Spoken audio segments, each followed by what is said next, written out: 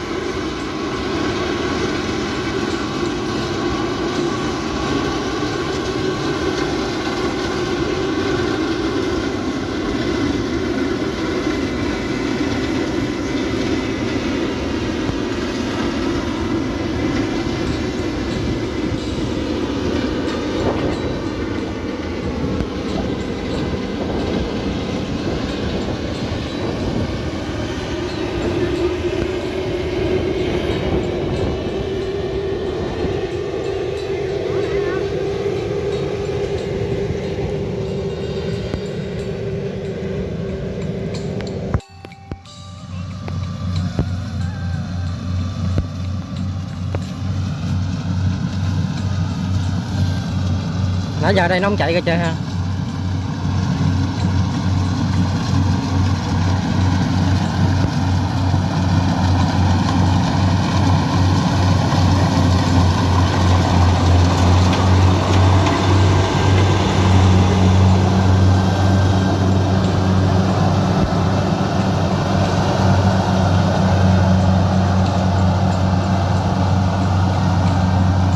Thường cắt như gì nè, nếu mà có chuột á là ở trong cánh đồng á, nó trong lúa nó chạy ra đó, rồi những người trên đi theo nên đứng cái gì ngầm ở ngoài chụp bắt.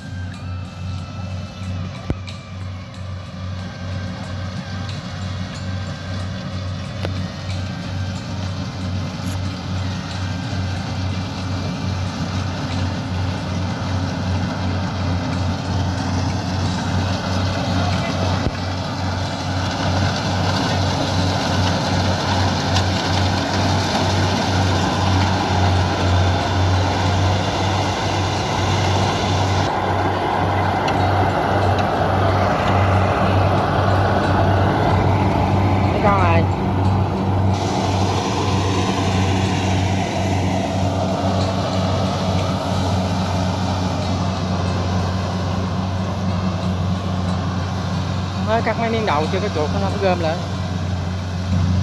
Khó chưa?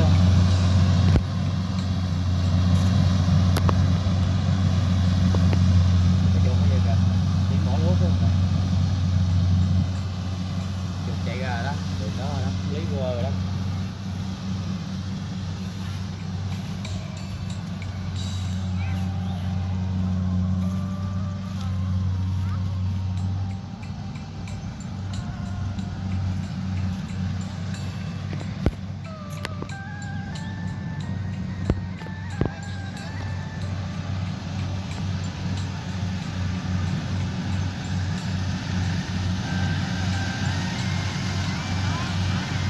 Nó chạy vô rồi kìa, chạy vô lại rồi kìa.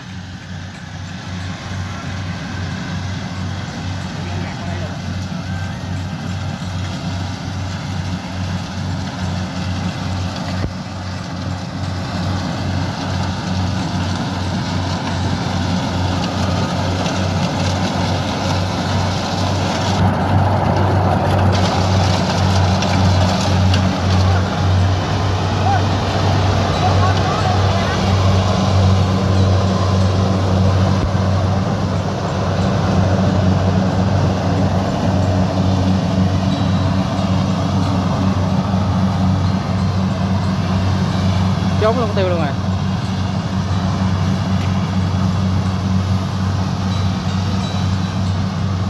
dính được con chuột rồi đó, chuột bự chà bá luôn trời. Con một.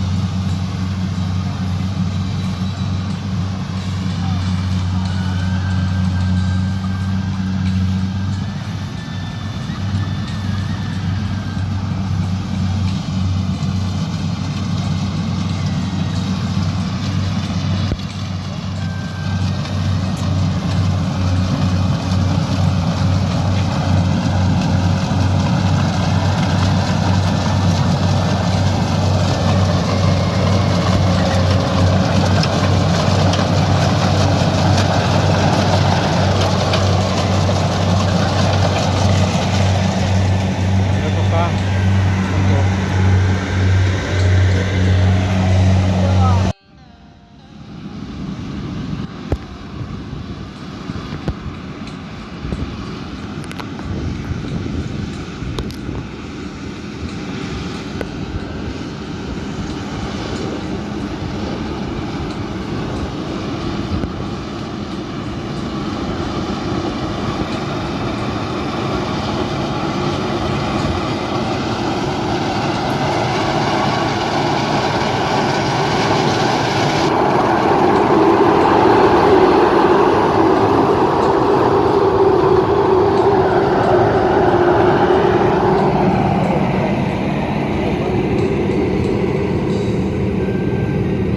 Chuột bự cầm nó vào muốn chết luôn rồi.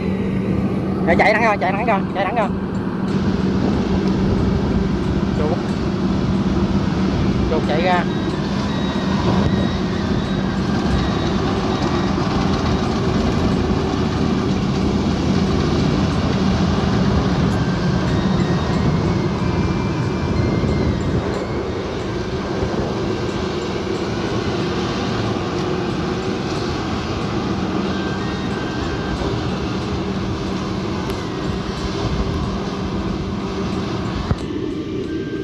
Nãy giờ được 3 em chuột với em cá lóc, chuột bự mới bắt nè.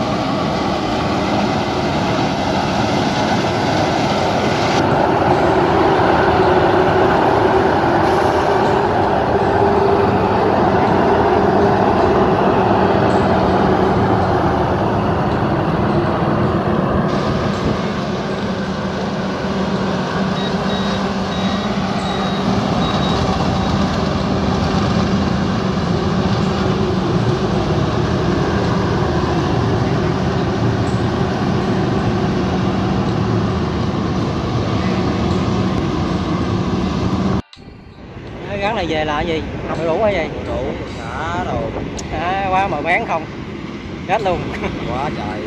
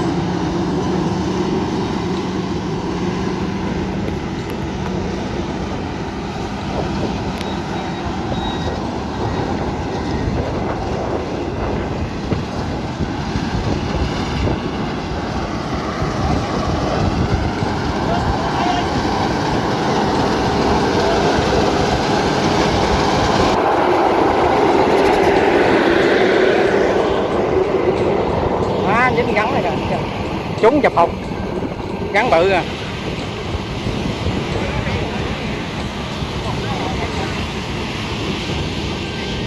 Hay với vậy ăn nước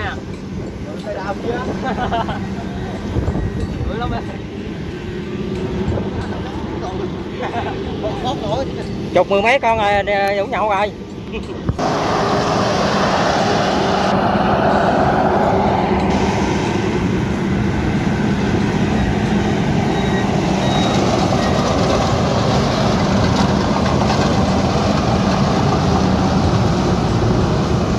Quá trời à. Có miếng đất mà 20 thằng đi bắt chuột không gắn nguyên nhóm ở đây vậy luôn.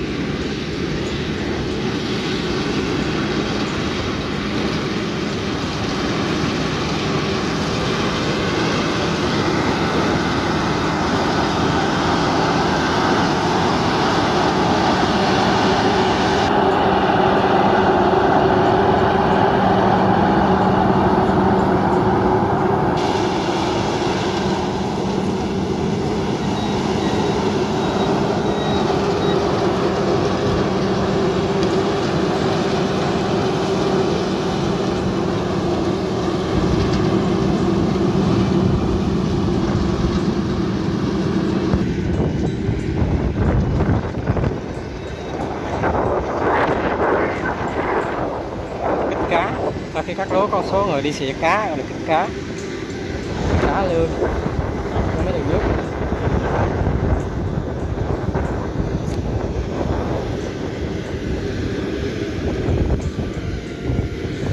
Ô cá bự ha.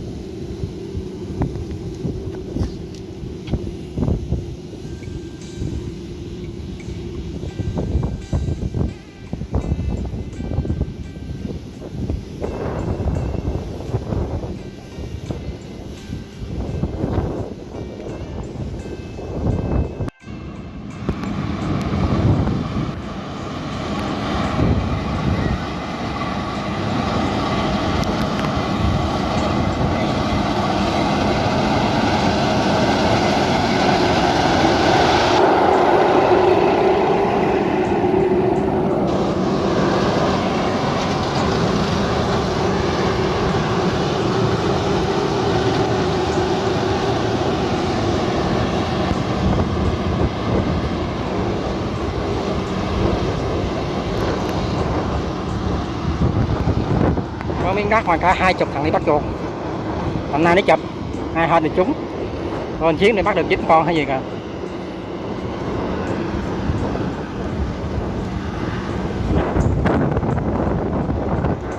Hai con luôn hả? Ồ, hai con luôn, ghê thiệt. Đó, hai con luôn.